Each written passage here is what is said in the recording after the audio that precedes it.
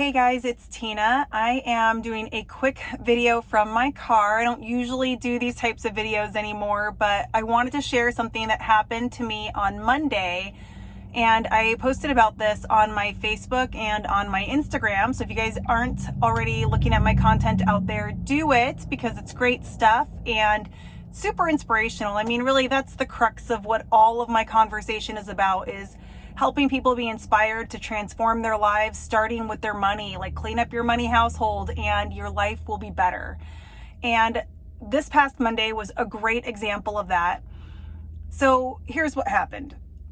My husband and I are planning on taking a mega road trip. So we're going to do this big vacation and we are so excited about that. My car was due for an oil change and I have to get my tires rotated and balanced and things like that. I had made an appointment at the shop and I really thought it was going to cost about $40. I go to the shop and it turns out that I need a bunch of other stuff done, and I don't understand car talk, you guys. I really don't. So I was just like, you know what? We got this road trip coming up. I'd rather be safe than sorry. So I was like, yes, let's do this. Ended up costing almost $400. It was $385.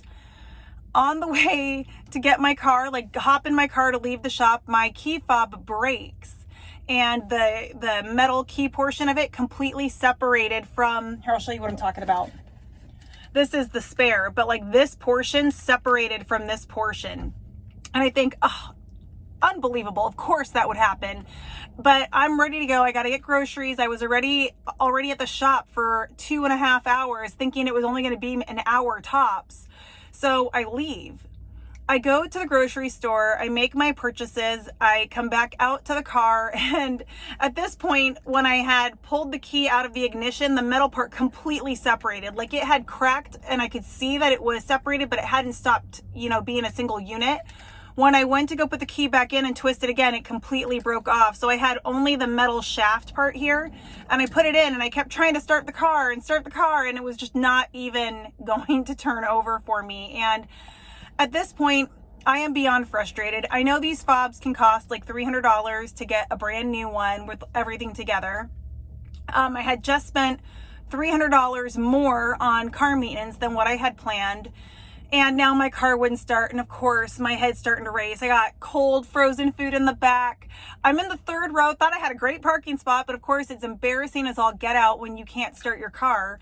Ultimately, I'm freaking out on the inside, but not terribly. So the reason I bring up this story is to highlight the difference a decade has made. I think in my Facebook post, I said 15 years, but really it's been about a decade since I started to really pursue personal finance.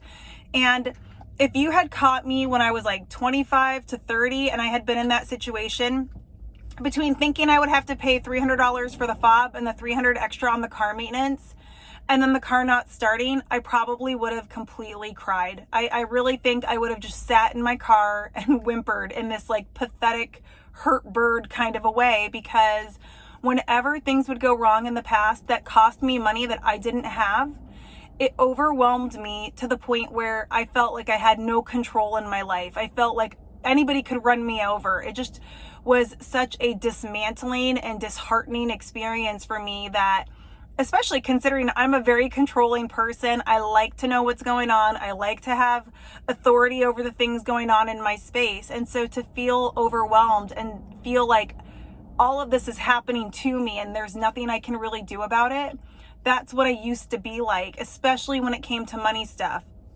And that's not what happened to me. And I definitely had one of those FML type moments where I thought, you've got to be kidding me. I'm frustrated, I'm angry, and frankly, I was probably a little bit pissy about the situation to anybody who made eye contact with me. But I didn't lose my mind. I didn't cry. I didn't freak out, because I have emergency savings. You guys, I talk about emergency savings in other videos. I will link them when I can finally upload this, get back to my computer and edit it a little bit, edit the upload. I'm just going to upload it right away.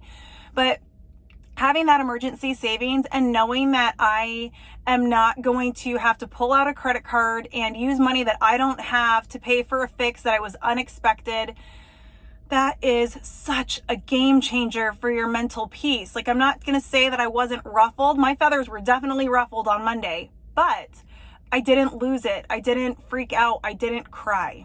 And so that's what this is about. Again, I just want you guys to know, having financial savings, I call it the shock absorbers of your finances. Having emergency savings is like being able to sustain or withstand all the bumps in the road that come up for you financially. So be aware that they are really, really important, and not just for like, I'm going to lose my job sort of scenarios. That's important too. And I talk about that with my clients, but really just being able to handle these like random mishaps that happen in life and not let them completely derail your mood, your spirit, your hopes, which it used to do for me.